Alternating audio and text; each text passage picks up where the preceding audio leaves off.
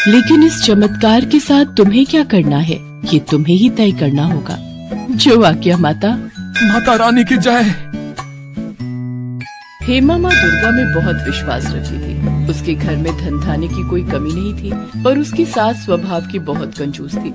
वो अपने लिए तो जी खोलकर खर्च करती, पर कभी भी कोई दान पुण्य नहीं करती थी। अगर हेमा किसी को कुछ देने लगे तो उस पर चिल्ला पड़ती थी, सेब ले लो, सेब मीठे मीठे लाल रसीले सेब ले लो। ओ सेब वाले भैया, ये सेब कैसे लगाए? हेमा बहू, ये हाथ में क्या है? माँ जी, वो मैंने अपने लिए 2 रोटी बनाई थी, पर मुझे भूख नहीं है, इसीलिए 1 रोटी इन बूढ़े बाबा को दे रही थी। वो बहुत भूखे दिखाई दे रहे हैं। चुपचाप रोटी को अंदर लेकर जाओ। आटा इतना सस्ता नहीं है जो भिखारियों को बांटते फिरो। अभी नहीं खानी तो रात में खा लेना गरम करके। पैसों की बचत करना सीखो। ये नहीं कि हमारा हाथ खुला हुआ है, हमारे पास अच्छे पैसे हैं तो हम उसको उजाड़ दे। ला भैया, 2 किलो सेब तोल दे। वैसे तू 100 रुपए महंगे लगा रहा है। चल कोई नहीं। ये लो अम्मा जी। कभी कभी हेमा का मन बहुत दुखी होता था, क्योंकि घर में पैसे होने के बावजूद भी वो किसी की सहायता नहीं कर पाती थी। माँ, आपको पता है आज एक नया ग्राहक जुड़ा है। बहुत अच्छी कमाई होगी इन सर्दियों के सीजन में। उस ग्राहक को हमारी फैक्ट्री के स्वेटर बहुत पसंद आए हैं। ये तो बहुत बढ़िया बात है सुमित बेटा,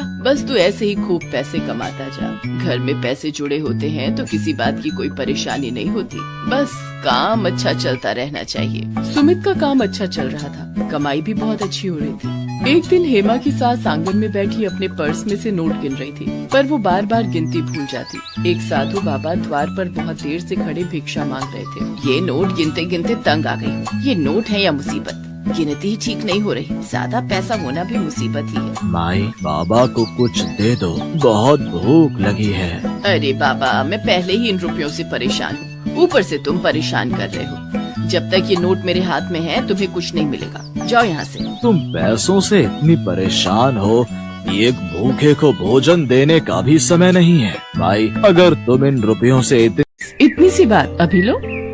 जादूगरनी छड़ी घुमाए, सिर पर लंबे बाल आ जाए। और देखते ही देखते पारुल के सिर पर लंबे और सुंदर बाल आ जाते हैं। अब वो गंजी नहीं थी। पारुल, तुम्हारे सिर पर असली बाल है, ये बात किसी को मत बताना। जब समय आएगा तो सबको खुद पता चल जाएगा। अभी तुम सबसे यही कहना कि तुमने बालों के लिए एक विग खरीदा है। अब तुम स्कूल जाओ और कभी भी मेरी जरूरत हो तो 3 बार मुझे आवाज लगाना, मैं तुम्हारे सामने आ जाऊंगी। थैंक यू जादूगरनी आंटी, आप बहुत अच्छी हो। पारुल के सिर पर बाल आ जाते हैं और वो बहुत खुश होती है। उसके बाद वो स्कूल जाती है और सबको यही कहती है कि उसने बालों में विग लगवाई है। इस पर सब बच्चे हंसने लगते हैं। विग लगाने से क्या होता है तो तू अभी भी गंजी ही ना।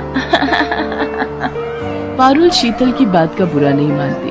पारुल घर जाकर अपने मम्मी पापा को सारी सच्चाई बता देती है। कुछ दिन बाद फैशन शो था और वो बहुत सुंदर तैयार होकर फैशन शो के लिए स्कूल जाती है। शीतल ने भी महंगी ड्रेस और महंगा हेयर स्टाइल करवाया था। पूजा के मन में शीतल के लिए नफरत थी। पूजा उससे अपने अपमान का बदला लेना चाहती थी। शीतल बहुत घमंड करती है ना अपने बालों पर। आज मैं उसके बालों में ये गोंद चिपकाकर उसके सारे बाल खराब कर दूंगी, ताकि वो फैशन शो में भाग ही न ले पाए।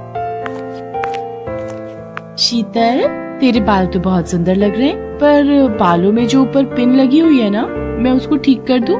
लग रहा है वो नीचे गिरने वाली है। कहाँ गिर रही है, जरा ठीक से लगा दे। पूजा जानबूझकर अपने हाथों में पकड़ी हुई गोंद की डिब्बी शीतल के बालों में गिरा देती है।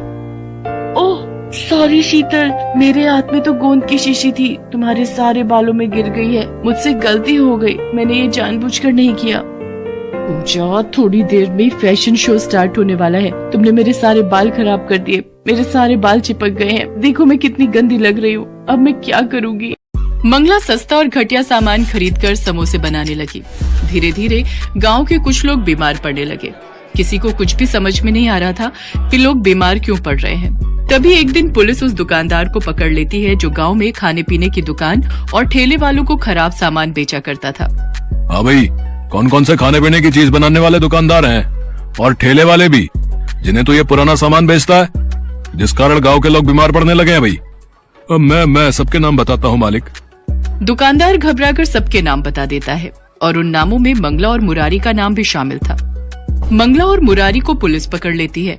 मंगला आज सचमुच बहुत पछता रही थी, क्योंकि उसने किसी के कहने पर अपना बसा बसाया काम खराब कर लिया, और वो भी थोड़े से पैसे कमाने के लालच में। इस कहानी से हमें यही शिक्षा मिलती है कि हमें कभी भी लालच नहीं करना चाहिए और दूसरों की बातों में कभी भी नहीं आना चाहिए। शहर से दूर एक चंपानगर नामक गांव था। इस चंपानगर नाम के पीछे बहुत ही भूतिया घटना है। शहर से दूर होने के कारण यहाँ दुकान यातायात की बड़ी समस्या थी। कोई भी जरूरी सामान लेने जाना हो तो सीधा शहर जाना पड़ता था।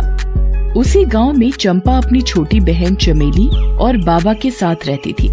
अच्छा बेटा, मैं शहर किसी काम से जा रहा हूँ, कुछ दिनों में वापस आ जाऊंगा। तुम दोनों घर का ख्याल रखना। बाबा, मेरे लिए शहर से चाट पकौड़ी लाना और मेरे लिए समोसे और पानी पूरी। अच्छा अच्छा, लेते आऊंगा। तुम दोनों एक दूसरे का ख्याल रखना, ठीक है? और कुछ जरूरत हो तो रामू चाचा के घर चले जाना है? जी बाबा। अच्छा, मैं चलता हूँ।